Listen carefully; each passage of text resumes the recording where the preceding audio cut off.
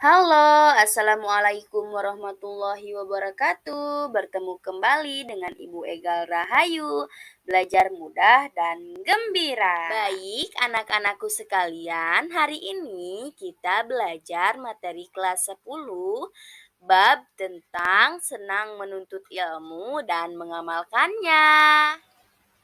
Anak-anakku sekalian, pengertian menuntut ilmu menurut Kamus Besar Bahasa Indonesia, kata ilmu diartikan sebagai pengetahuan tentang suatu bidang yang disusun secara bersistem menurut metode tertentu yang dapat digunakan untuk menerangkan gejala tertentu di bidang pengetahuan atau kepandaian tentang soal duniawi, akhirat, lahir batin, dan sebagainya.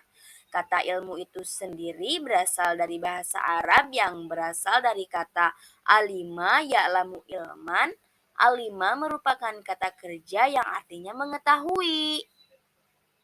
Klasifikasi ilmu dilihat dari hukum mempelajarinya. Ilmu dibagi menjadi dua, yaitu yang pertama ilmu fardu ain dan kedua ilmu fardu kifayah. Ilmu fardu ain merupakan ilmu yang wajib dipelajari oleh setiap muslim, biasanya disebut dengan ilmu agama. Ada 3 unsur utama, yaitu akidah, syariah, dan akhlak.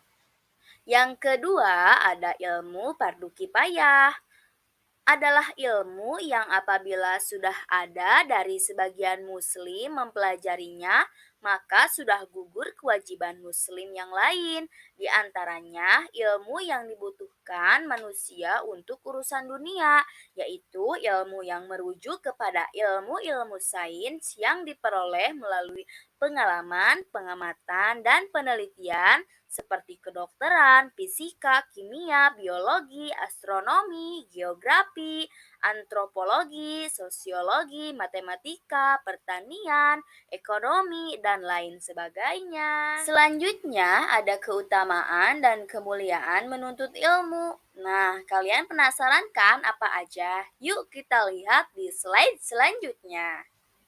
Nah, yang pertama menjadikan manusia memiliki keunggulan dari makhluk lainnya. Manusia oleh Allah Subhanahu wa Ta'ala diberi tugas untuk menjadi khalifah di muka bumi. Dengan ilmu yang dimiliki manusia unggul dibandingkan dengan makhluk-makhluk lain, sehingga manusia mampu menjalankan fungsi kekhalifahannya dengan baik dan benar. Hal tersebut tercermin dari kisah kejadian manusia pertama dalam Al-Quran, Surat Al-Baqarah ayat 31 sampai ayat 30. Yang kedua, warisan para nabi. Ketiga, mengangkat derajat seorang manusia. Dan keempat, ilmu adalah imannya amal. Baik, sekarang kita membahas tentang dalil anjuran menuntut ilmu. Kewajiban menuntut ilmu menurut pengertian yang tersurat dari Quran Surat At-Taubah ayat 122 adalah ilmu dalam bidang agama yang berisikan sistem dan ajaran keimanan dan peribadatan kepada Tuhan yang Maha Kuasa, serta tata cara berhubungan dengan pergaulan sesama manusia dan lingkungannya. Arti dari surat At-Taubah ayat 122 ini yaitu, dan tidak sepatutnya orang-orang mukmin itu semuanya pergi ke medan perang. Mengapa sebagian dari setiap golongan di antara mereka tidak pergi untuk memperdalam pengetahuan agama dan untuk memberi peringatan kepada kaumnya apabila mereka telah kembali agar mereka dapat menjaga dirinya. Bab selanjutnya yaitu etika dalam menuntut ilmu. Supaya proses dalam menuntut ilmu dapat berjalan dengan baik dan ilmu yang bermanfaat dan mampu mengantarkan menjadi orang yang sukses di dunia dan selamat di akhirat kelak, beberapa hal harus diperhatikan ketika menuntut ilmu. Antara lain yaitu etika yang pertama meluruskan niat. Dalam ajaran Islam, segala sesuatu yang bernilai ibadah itu tergantung dari niat dan tujuannya. Oleh karena itu, ketulusan niat bagi orang yang menuntut ilmu sangat ditekankan agar dengan niat yang ikhlas tersebut mampu mengantarkan orang tersebut berhasil dan sukses dalam menjalani kehidupannya kelak. Etika yang kedua yaitu bersikap hormat terhadap guru. Setiap penuntut ilmu wajib memiliki rasa hormat terhadap guru. Guru merupakan seseorang yang memberikan ilmu, dengan ilmunya ia menjadikan orang tersebut menjadi mulia, baik di kehidupan dunia maupun di akhirat.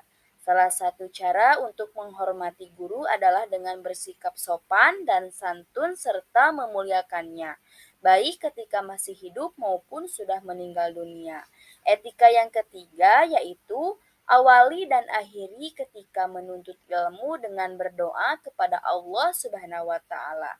Berdoa kepada Allah setiap mengawali sesuatu yang baik, termasuk dalam hal menuntut ilmu, setidaknya dengan membaca basmalah dan mengakhirinya dengan membaca alhamdulillah. Baiklah, anak-anakku sekalian, ini adalah bab terakhir tentang menuntut ilmu, yaitu hikmah menuntut ilmu. Yang pertama, menjadi orang yang takut hanya kepada Allah Subhanahu wa taala yang tercantum dalam Quran surat Fatir ayat 28.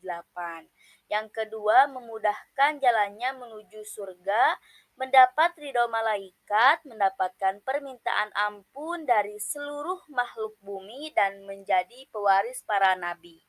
Yang ketiga yaitu pahala ilmu yang diajarkan akan tetap mengalir walaupun pemiliknya telah wafat.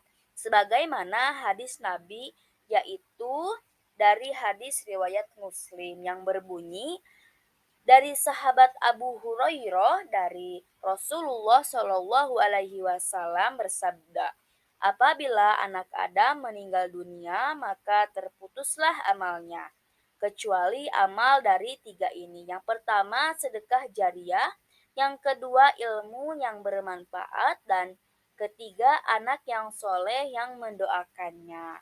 Hadis tersebut merupakan dalil terkuat tentang keutamaan dan kemuliaan ilmu serta besarnya buah ilmu. Sesungguhnya pahala ilmu tetap diterima oleh orang yang bersangkutan selama ilmunya diamalkan oleh orang lain walaupun ia sudah wafat. Bahkan seakan-akan orang tersebut masih hidup dengan amal solehnya. Amin.